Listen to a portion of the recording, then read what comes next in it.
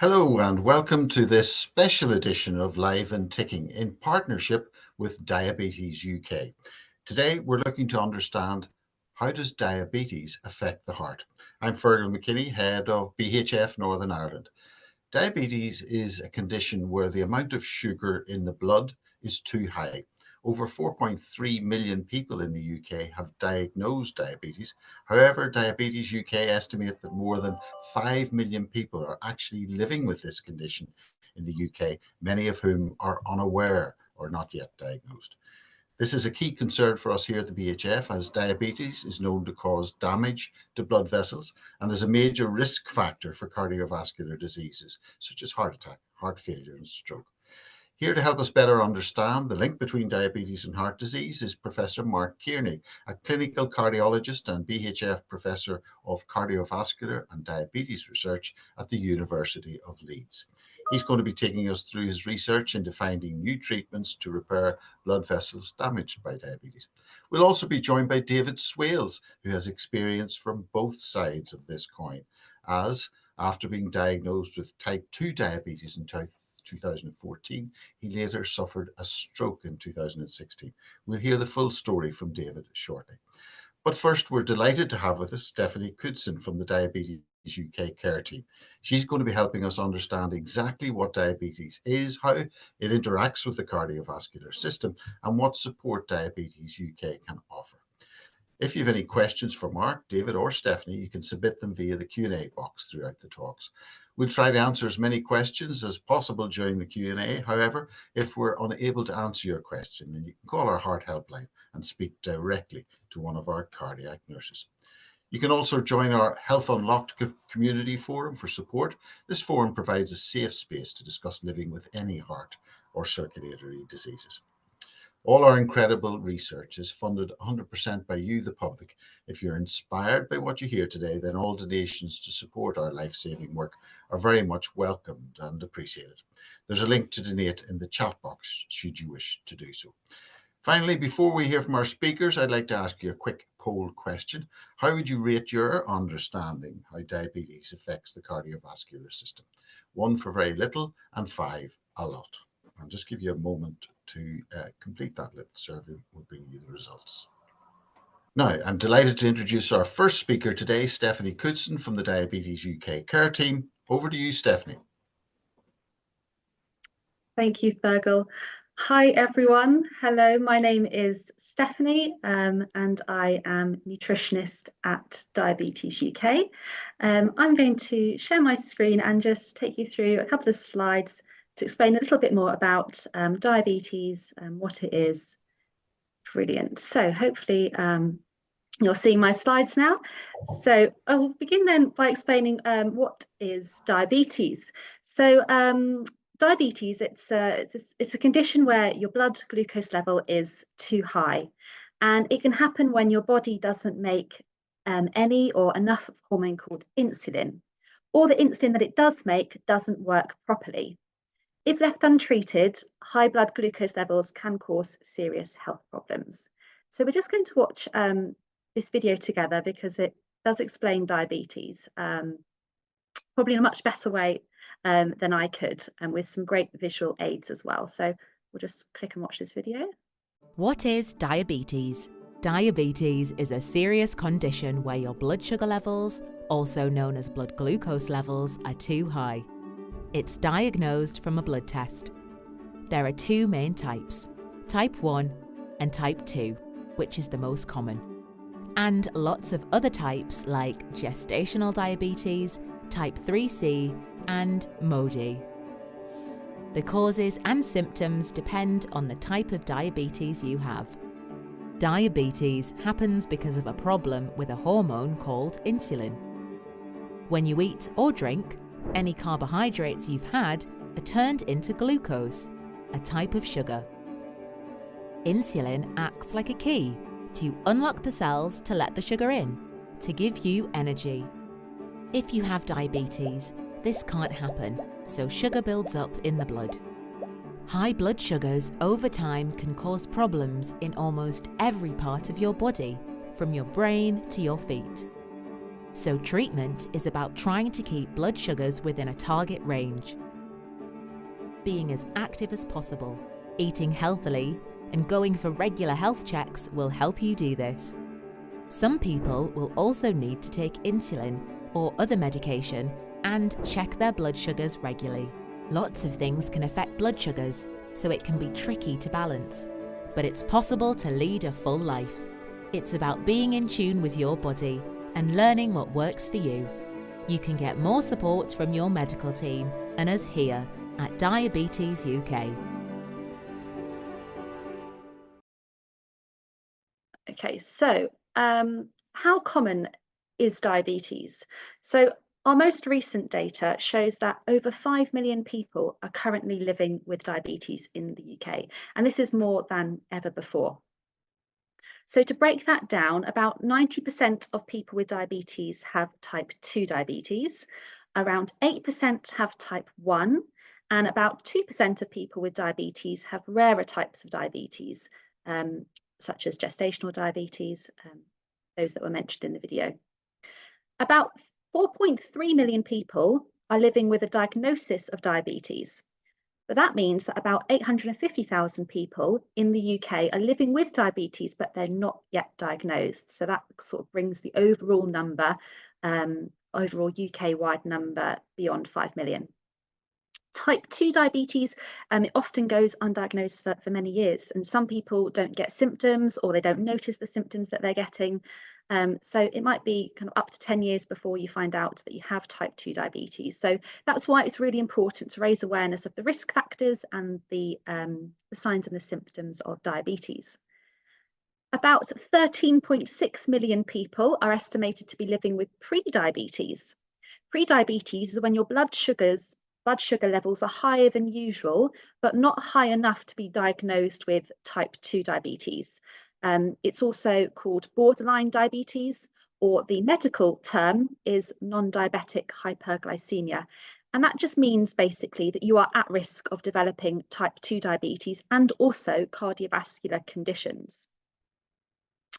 I also I've added in a stat there around the number of people developing type 2 diabetes at a younger age, so under the age of 40, and that number is increasing. There were around 140,000 people under 40 with type 2 diabetes in the kind of most recent national diabetes audit. And that is an increase in 19% over the last 5 years. And that's compared to an increase of only 11% in those people who are aged 40 to 79. So more people under 40 are being diagnosed with type 2 diabetes. And the real thing to sort of note here is that actually the onset of complications can be much faster in this age group, and can be worse as well. So your cardiovascular risk can be worse than what is seen in those who have diabetes that come on in older years. So it's really important that younger people kind of receive that prompt diagnosis and can quickly access the treatment and support that they need. Diabetes, it can be silent, but it is serious, and type 2 is just as serious as type 1 diabetes, and that's really because it's serious because of the number of people who have it, the growth in that number, and without the right care and support, it can be a gateway into ill health.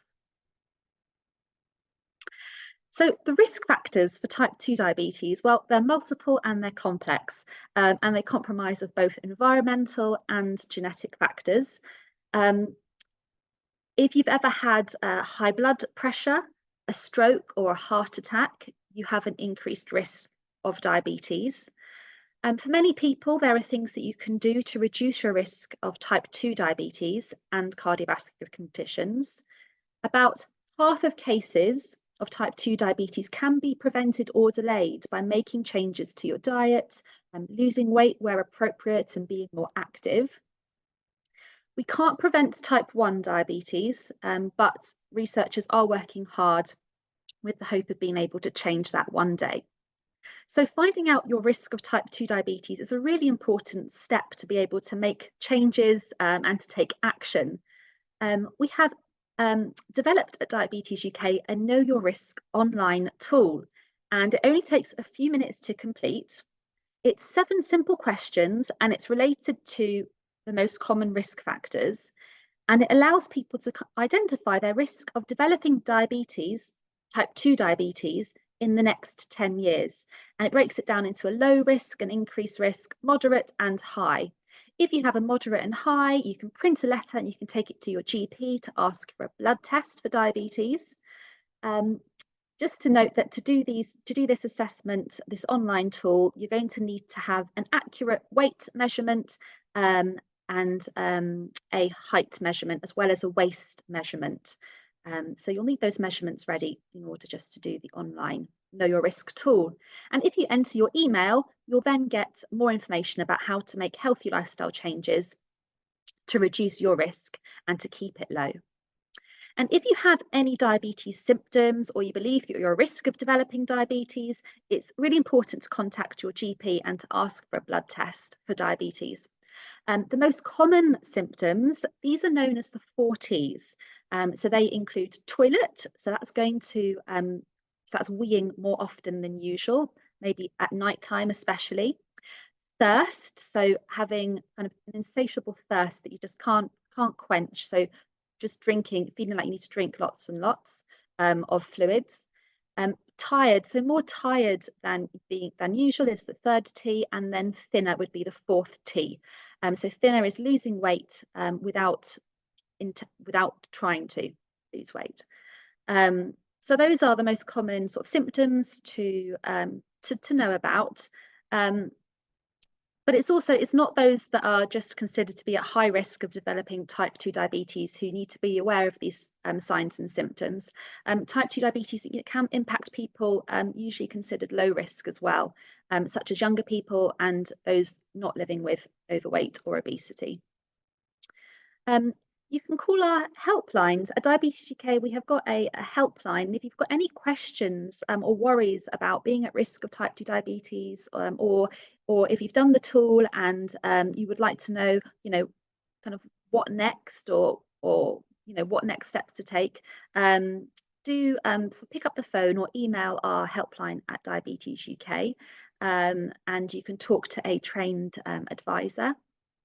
You can also join our online forum to share your experiences with others who are at risk of or who have diabetes.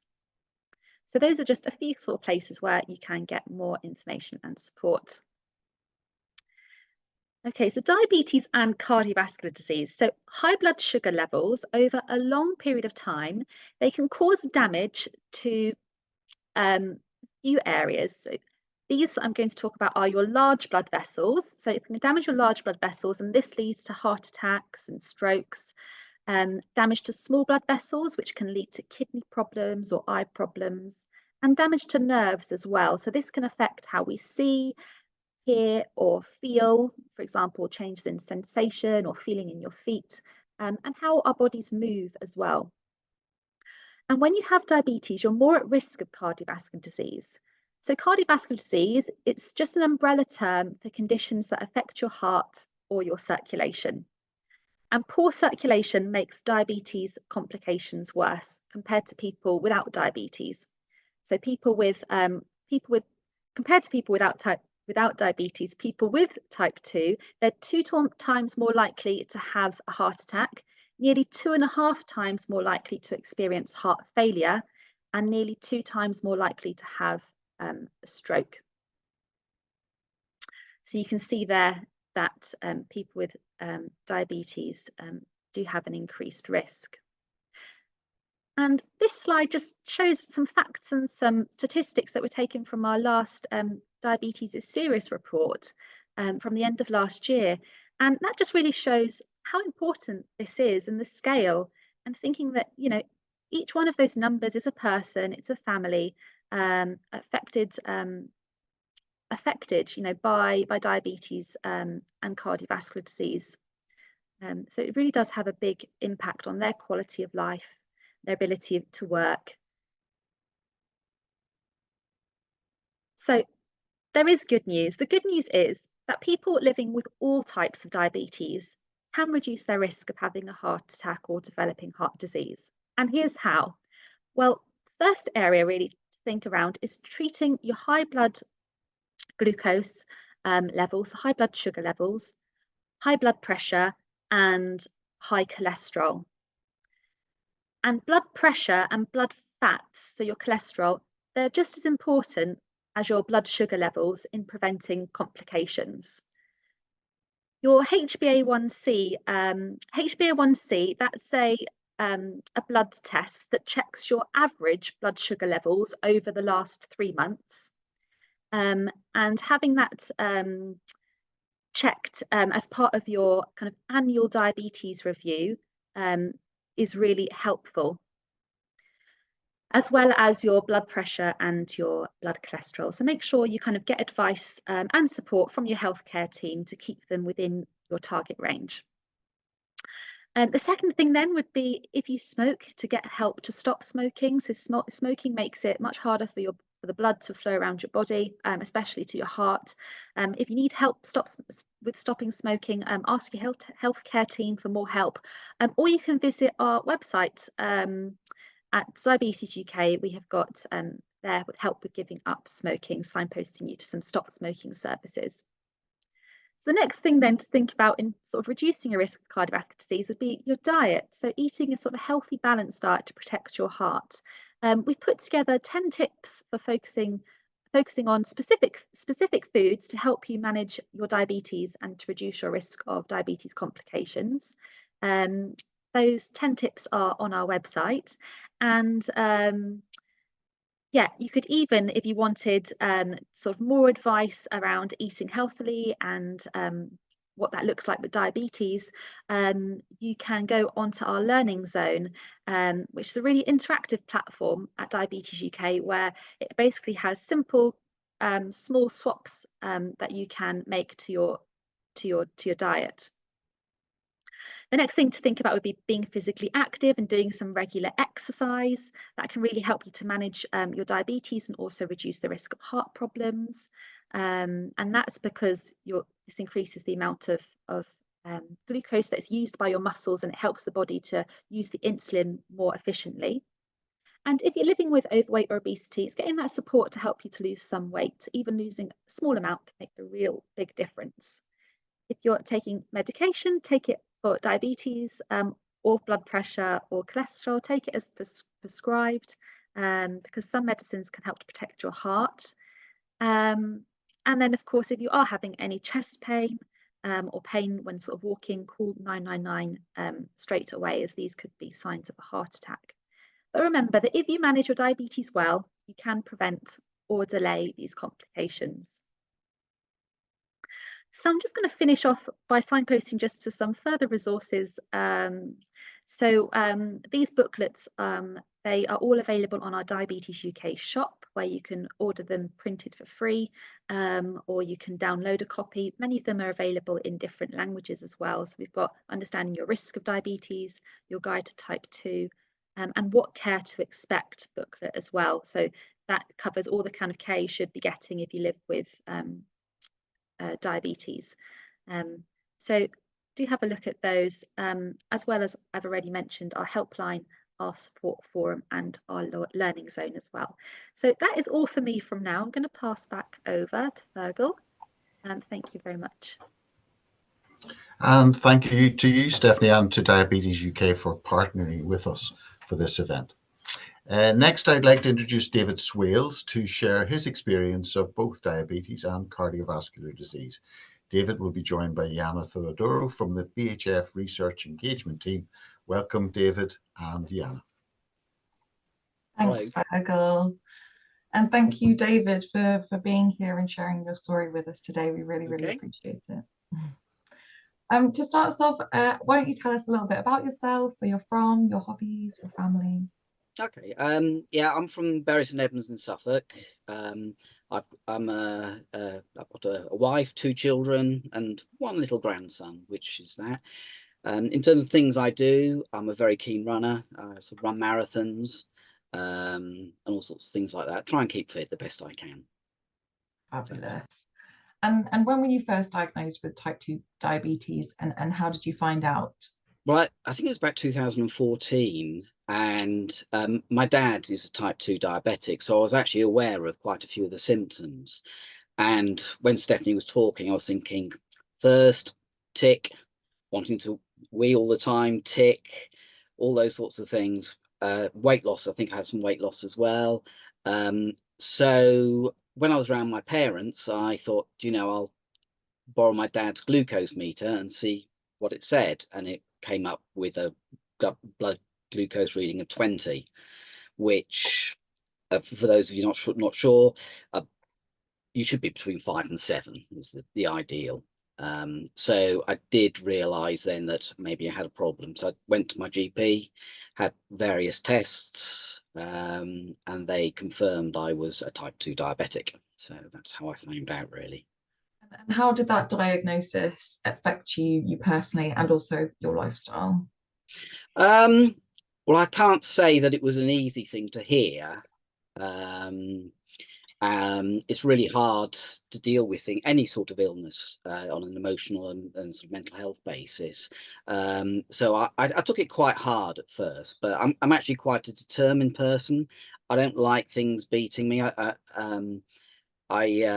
So although I was reasonably fit, I actually took up running as a way to help control my diabetes. So I started running a lot. So I joined a running club. I ran park run a lot. So I just found that as probably the easiest way to try and control my sugars through a lot more exercise. And that was partly successful, although in the end I've had to go onto various drugs. But yeah, that was what I did. Mm-hmm. And it was after a 10K that you had your stroke, wasn't it?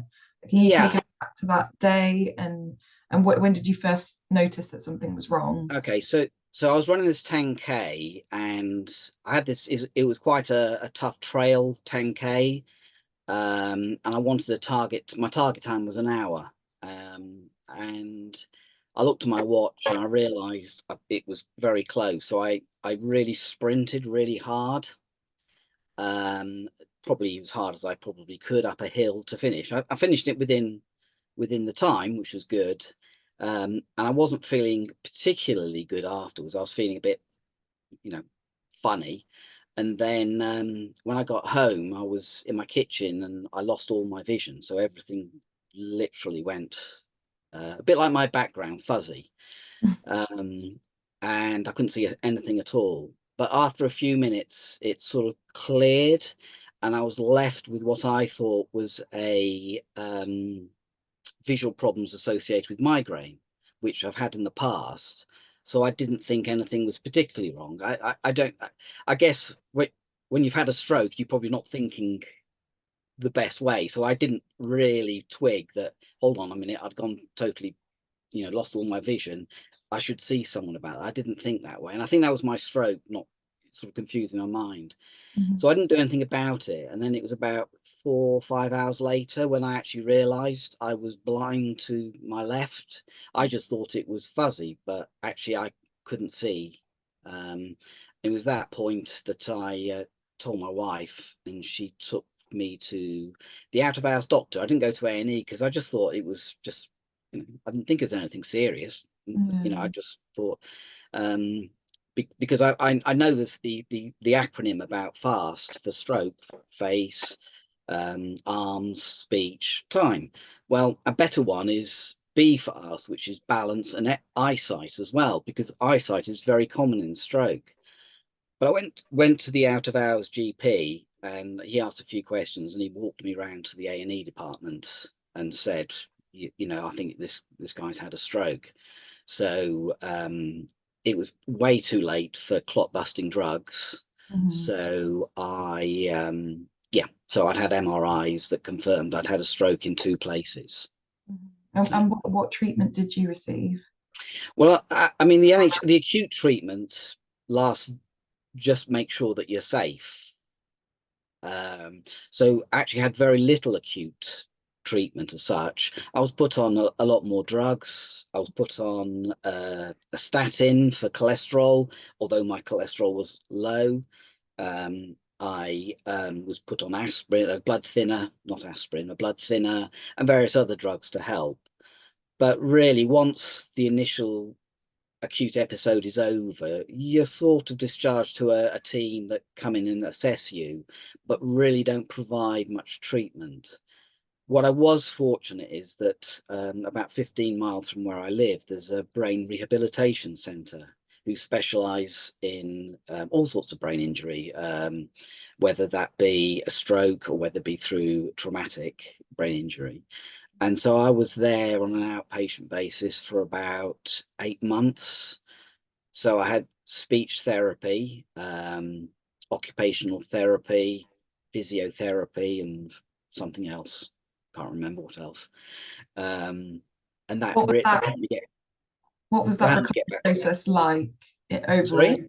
What was that recovery process like, sort of overall? Well, it was good. Actually, I remember what the other thing I had counselling, because I one of the things and it's true of all major illnesses and things is people don't appreciate the impact it does have on your mental health. So I had a lot of counselling, which really helped sort of deal with the reasons that, because for a long time I blamed myself for my stroke.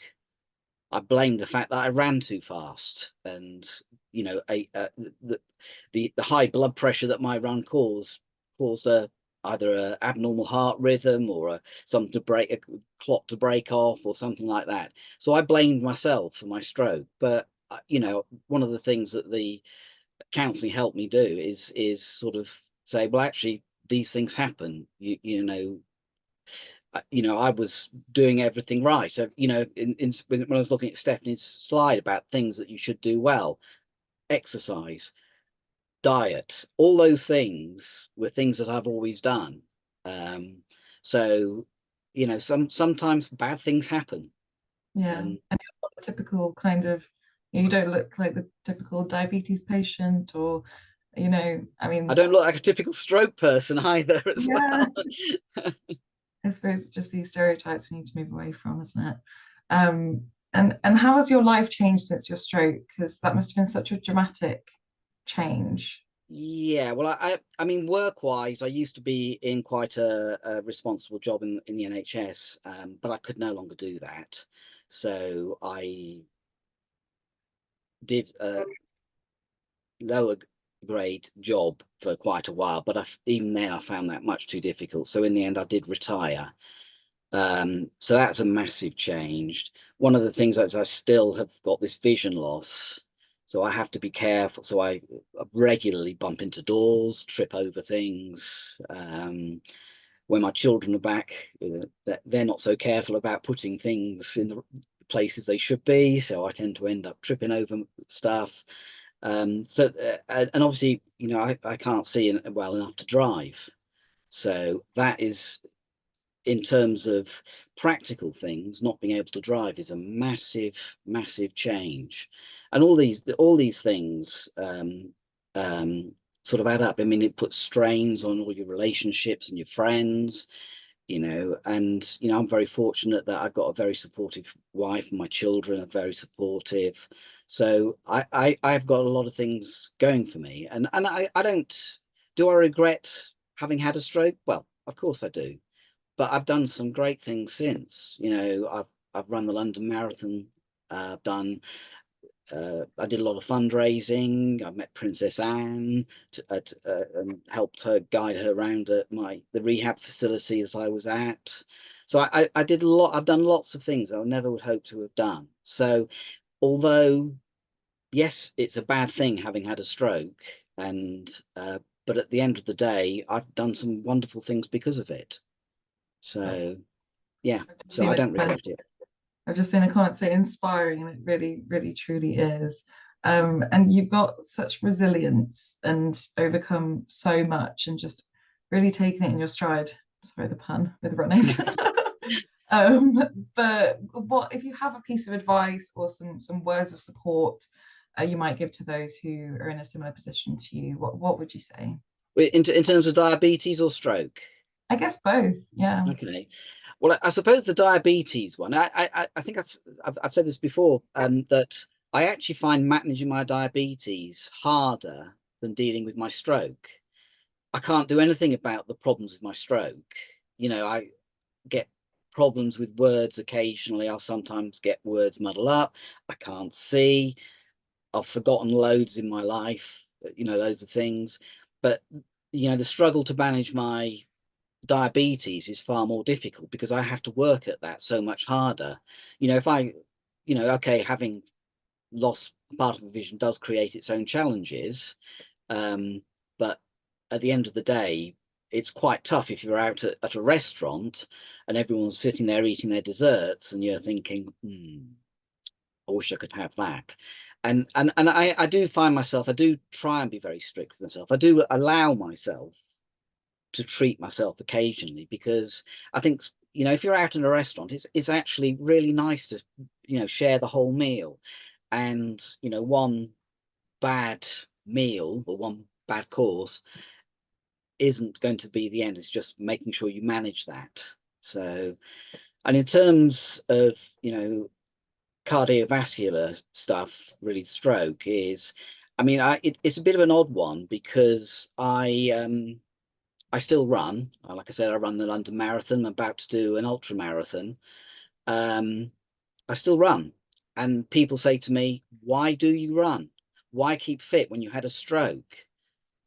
But the thing I would say about exercise is that I don't know how bad my stroke would have been if I hadn't have been exercising. So if I was sedentary and didn't exercise and didn't manage all the things that Stephanie was talking about, my stroke could have been worse. And I might not have been here today. I mean, I don't know, that's second guessing. But I always think about the positive of that is the fact that I will continue to exercise because I continue to want to be healthy. And I try my hardest to keep fit. It's hard at times, but I think my advice for anyone is about trying to live a healthy lifestyle, and that is not easy at times. Yeah, no, absolutely. Well, thank you so much. I mean, the sort of daily challenges that you've overcome and where you're at now is really, really commendable. So thank you so much for sharing your story. Thank you. And back over to you, Fearghal. Thank you, David. And can I echo Jana's comments? We really appreciate you sharing your story today. Now, I'm delighted to introduce our final speaker, Professor Mark Kearney, who's going to share with us his research into diabetes, the links to cardiovascular disease. Over to you, Mark. Brilliant. Thanks, and thanks, David, for that talk. And I'll touch on a few things that have come up in the chat in a second as well about mental health and mental well-being, because I think it's a big part of cardiovascular disease and diabetes. I think David said something about massive change, and that we are, as health professionals, we are really aware of that these things, you know, heart attack, stroke, heart failure, which I'm going to talk about, can have massive impact on families and patients in terms of their mental health. And so I will talk a bit about that later on if possible. But I'll just tell you a bit about my career so far. So I graduated from the University of Leeds in 1989, maybe it was 2000. And you'll see that picture of me graduating with a full head of hair there. And at that point in medicine, if you've been diagnosed with heart failure, which is a weakness of the heart, and I'll talk about that in a second, your life expectancy at 12 months was about 50%. So that was the very beginning of my career. And over the last sort of 25, 30 years, in fact, it's 40 years since I started at medical school, medical research has advanced the understanding and the treatment of diseases so much that if you have diabetes and heart failure now, mortality is about 5%. But it still leaves you with significant symptoms. And my journey through research has been really funded and supported by the British Heart Foundation and Diabetes UK, but I really am proud to be a member of the British Heart Foundation family. I received my first grant from the British Heart Foundation in about 1999 when I was at King's College Hospital in London, and since then I've been funded to a large extent by the British Heart Foundation. That's allowed us to grow researchers who are passionate about treating heart disease, and in particular diabetes. And when I first started in 1989, about 3% of my patients with heart failure would have diabetes. Now it's in excess of 30%. So it's a massive problem. And I think, as Stephanie pointed out, heart failure is a big complication of diabetes, as is stroke that David talked about. Stroke is where a little clot goes into the blood vessels in the brain and can cause damage to the different areas of the brain. So I really am passionate about research into heart disease, and I think we've got lots of things to do. But one of the things that the British Heart Foundation has really helped us find treatments for is heart attack. And Michael Davis, who used to be a BHF professor, who's dead now, did lots of work looking at what causes a heart attack. And a heart attack is when a little bit of a plaque, which is this thing here, you'll see this is like rich in cholesterol. So it's full of fat in the blood vessel wall. And when that plaque splits, a clot can form on it. So when you cut yourself at home, a little scab or a clot forms. This is what happens in the artery. You'll see here that the artery gets blocked. This is what happens in a heart attack. So the artery gets blocked, and everything downstream of that clot doesn't get any blood. So it becomes damaged, and that's what a heart attack does. If you have a little bit of the clot released, it can go up into the brain and cause a stroke. Now, what happens when the heart muscle doesn't get any blood is it dies. And this is what causes heart failure in patients who've had a heart attack. So that bit of muscle doesn't work very well, and that leads to a reduction in how much blood comes out of the heart every time it contracts. And I'll talk to you about that in a second. In the cartoon, you'll see that the lining of the blood vessel, there's lots of little cells. And when I started in 1989, this is thought just to be like wallpaper. This lining of cells, these endothelial cells, were thought just to be like wallpaper and not to do anything. And my research is looking at the way that these cells prevent heart attacks, but more recently, it's how these cells can communicate with other cells. And I'll talk to you a little bit about that in a second. But that's how we understand what a heart attack is. And the work of the BHF in particular has allowed us to develop treatments for heart attacks, drug treatments like blood thinners, but also ways of unblocking arteries. And if it wasn't for the British Heart Foundation, I don't think we'd be where we are now in terms of treating heart attacks. So what about heart failure? This is what I'm interested in. So on the left side there, you'll see a heart beating, and that's a normal heart. In fact, that's my heart. So I think that's a beautiful, Hey, Mark, we can't see your slides. Oh dear. Sorry, I thought you were just doing a bit of intro before you went into them. Oh God. God. Can you see them now? Yeah, you just need to. Brilliant. All right. Okay. Well, let me just show you that cartoon again. Then I'll leave it like this for now, so that you can see. So this is the clot. There's the clot. You see there, and then there's a clot forming on the plaque. This is what's called the plaque in the artery. You see that there, and that's a clot. And everything downstream of that clot doesn't get any blood. You'll see the artery gets blocked in a second. This is what used to be called a video nasty when we were younger. You'll see it in a second. So there, and then the blood vessel is blocked. So everything downstream of that blood vessel actually gets no blood, so it gets damaged. So this is a heart artery becoming blocked, and that's what causes a heart attack. And that's a plaque. And David was talking about statins, and statins can reduce the amount of cholesterol in those plaques and prevent and reduce the risk of heart attack. So here we go. The plaque is rupturing now. There it goes, a little tiny little clot. Then the clot, like a cut on your arm, starts to form like that. So that's what causes a heart attack. And I'm very interested in the blood cells that line the arteries. So you can see the slides now, Yanis. Yeah, Yanni. Yeah. Right. Now this is back to the picture. You interrupted me, telling you how good my own heart was there, didn't you?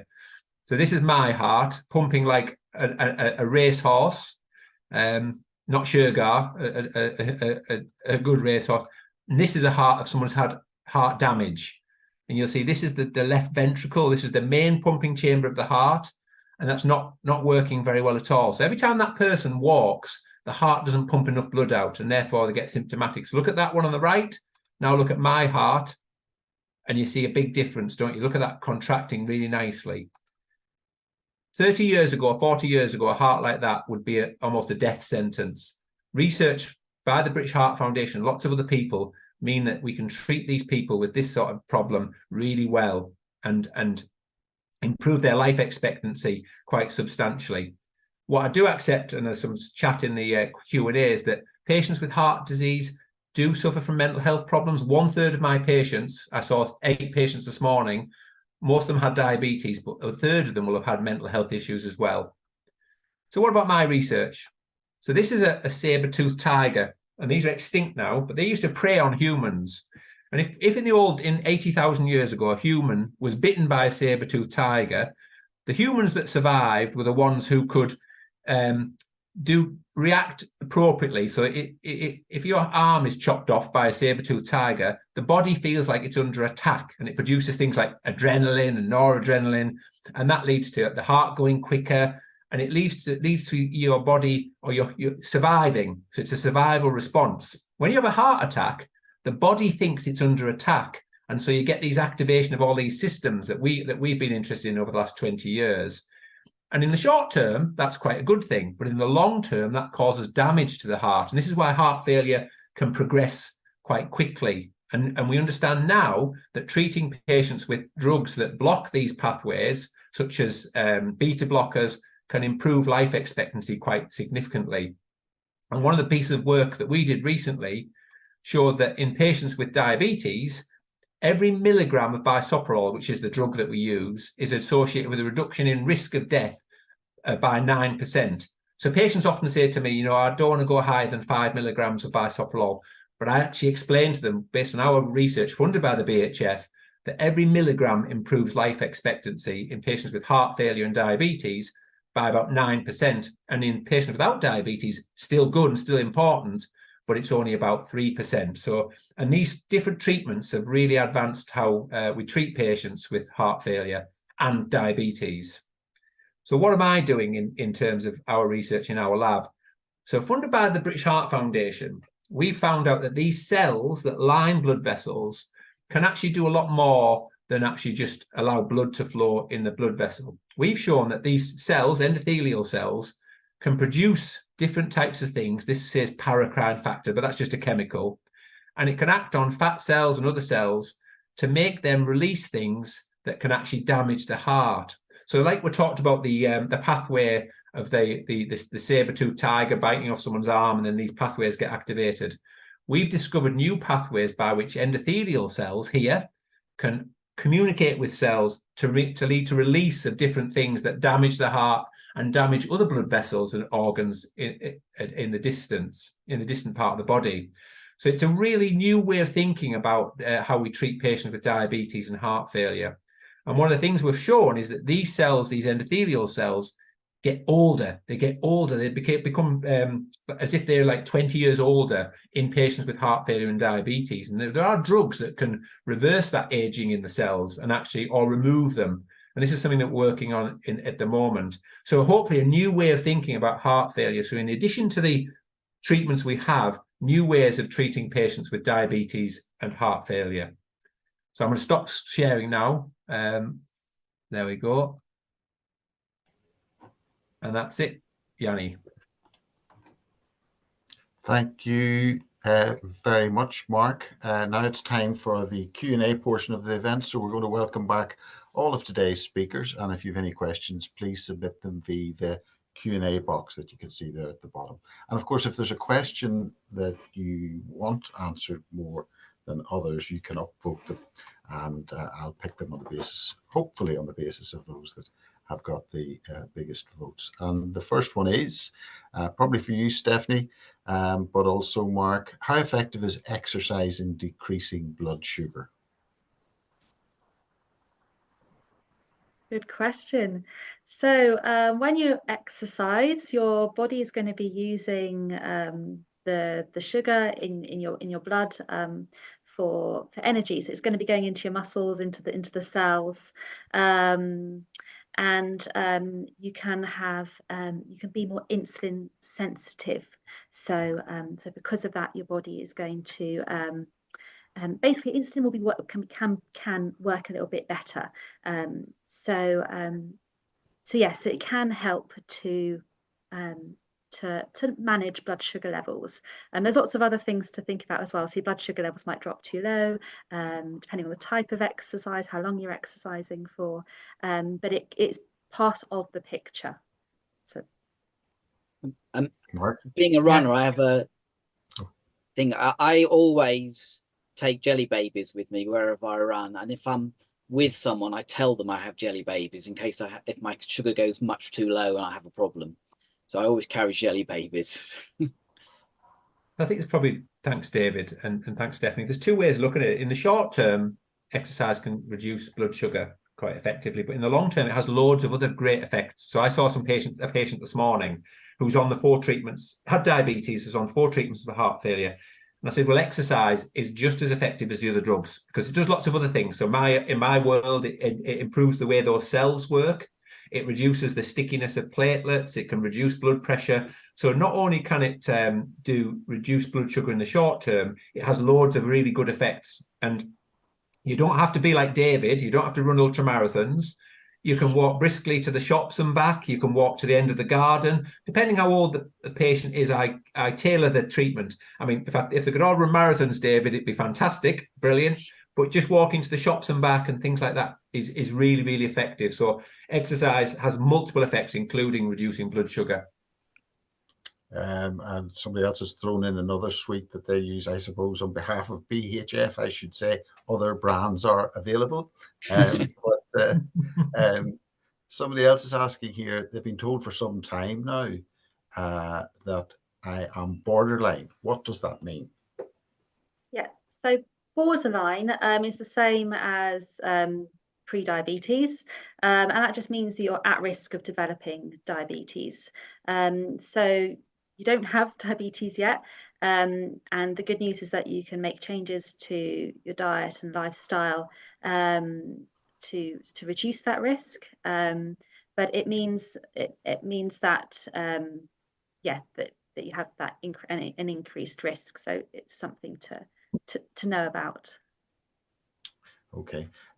James is asking, does it increase risk if he eats late at night, even if it's healthy food? Stephanie's a dietitian, so you can answer that question.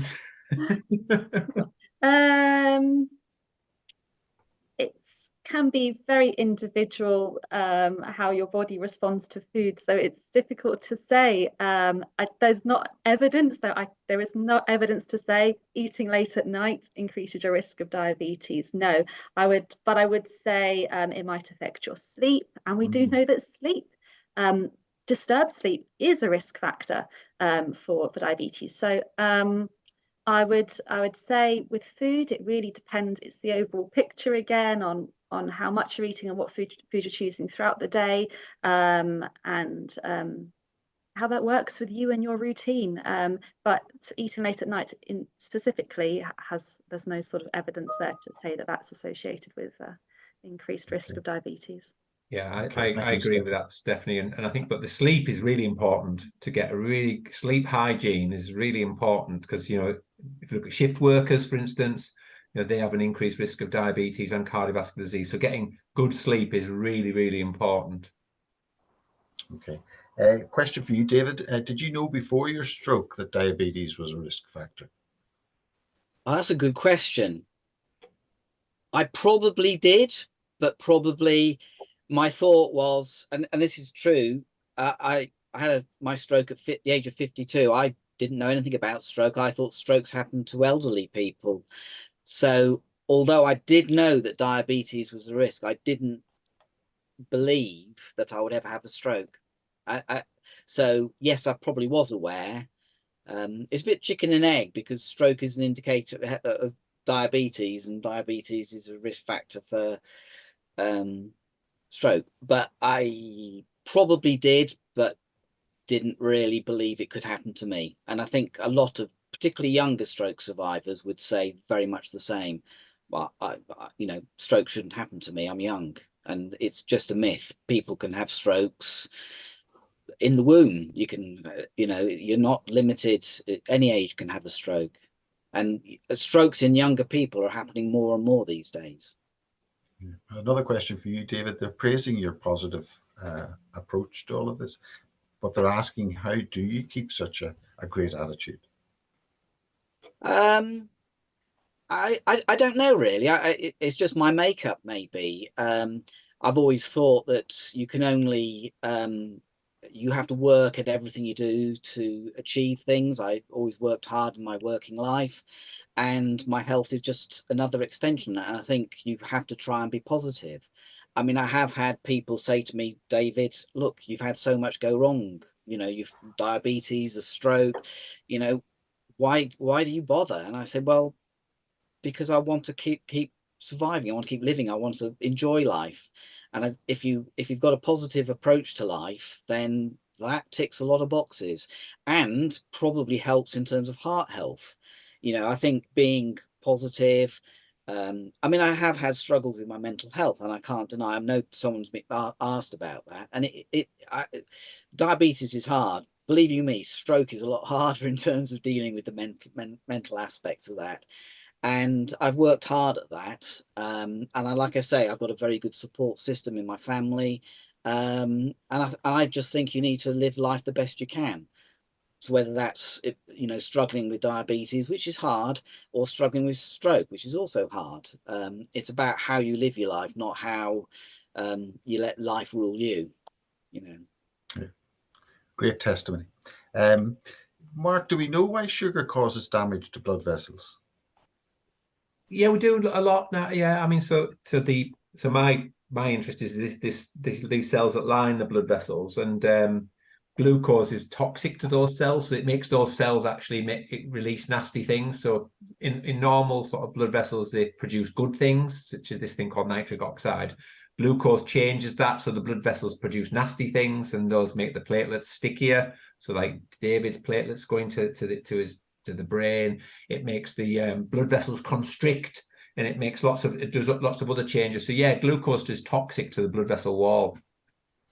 Yeah, a questioner here wants to know why you decided to go into this area of research. So these are things that are serendipitous, really. When I started off in cardiology, I didn't really want to do research, but you had to do research to become a cardiologist. And I just started a research job in Nottingham, actually, in looking at the way that glucose and insulin affected people. And it was fascinating. And just being able to link, so this morning still, I'm seeing patients, being able to link patients I see to produce questions and then go into the lab and answer those questions. It's amazing. It's a privilege to do it. And what I always find is that patients who I see just love being involved in clinical studies as well. They find it fascinating. So that team approach as well is really important. So yeah, I just think it's brilliant. It's a brilliant job, and to be part of the BHF family, Fearghal, I think I've been a member probably a lot longer than you, and that's another privilege, because the things we can do are amazing. Yes. A questioner here wants to know, can type 2 diabetes be cured? Maybe for you, Stephanie. You can put your type 2 diabetes into remission. Now, some people call this reversal, but at Diabetes UK, we talk about putting it into remission. And that's because your blood sugar levels can rise again and come back into the diabetes range. You can put your diabetes into remission, and that just means that, that's reached when you're not taking any sort of diabetes medication or insulin, and your blood sugar level is not in that diabetes range. We know that a few things can make that more likely for you to be able to go into remission. One of those would be aiming for remission as close to after diagnosis of diabetes as possible, and we also know that if you're younger, so diagnosed with diabetes at a younger age, you may be more likely to put your diabetes into remission. But I will say that it's not achievable for everyone, so it's not really.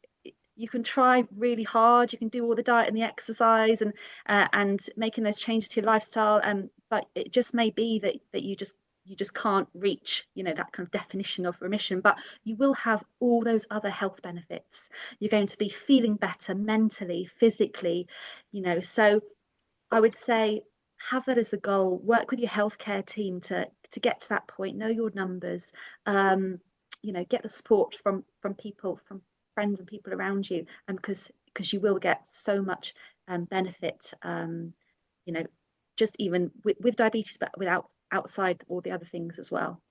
Almost hitting borderline from the other end, if you like, in a way.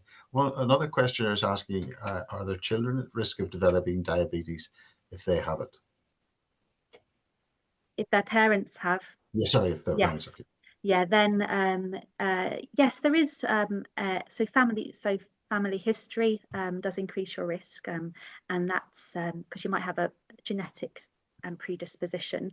I can't say exactly what that number is, and there's lots of genetics kind of involved. But being aware that your children will have an increased risk, yes, it's something to think about and to know about. I think it's really important as well, Stephanie, because there's an epidemic of obesity in children, young people, which is so they've been exposed to all the risk factors at very younger age. So we are storing up in 20 years' time, a wave of younger people with the complications of diabetes, and the solutions to that there's multiple solutions. There's research, but there's also societal, political things to do. So I think that young people who've got genetic predisposition in the current environment, it's very difficult. So that's really important. Yeah, I'm sure, David, your family were maybe asking that same question at some point. Yeah, I mean, my dad was a type 2. I'm a type 2. Yeah, my children are aware there is a risk. So yeah. Yeah. And I think there's sometimes a tendency. So David, you talked about blame, and I think that's and that's the totally wrong way. There's nobody's to blame here. But the solutions are multifactorial. I think that the stuff that BHF and DUK do is really, really important, but there's lots of other things. And I think that DUK and BHF do lobby government to sort of make changes. I remember when the smoking ban came in, everyone said it was a terrible thing. But God, it made a massive difference to the incidence of heart attack and other diseases. So we need to think differently about how we look after kids and stuff. Yeah, and just go for one more, which is an individual has been asking a few questions around this. It has been alluded to, and you said, Mark, but briefly, if you can, around the mental health issues here. Just how important is that in this process, and can the disease counteract that, if you like? You really have to work at it. It's hard, and it's really, and so at least a third of my patients. So I look after patients with heart failure, and 40%, 30% will have diabetes. I saw a patient this morning. We've got them on good treatment, but they're still very symptomatic. And I said, a third of patients who I see have mental health problems with depression, low-grade depression, but that can also spill over on families as well, because coming to hospital all the time, admissions to hospital. So we don't take this trivially. I think the body and mind are so importantly interlinked. So we have psychological support in our clinic, and we're aware, our liaison with GPs. I don't prescribe drugs for this, but the whole armamentarium to help mental health is we have it in the clinic. But it's really difficult because, as David says, it's a massive change in someone's life, and so it's not that easy to solve. But we really do bear it in mind and think it's just as important as the physical. Okay, thank you. Stephanie, Mark, David, all, thank you very much indeed. And thank you for watching this edition of Live and Ticking. We hope you've enjoyed hearing from all of our brilliant speakers. And before we wrap up, I'd like to ask you a final poll question. And now, after watching this, how would you rate your understanding of how diabetes affects the cardiovascular system?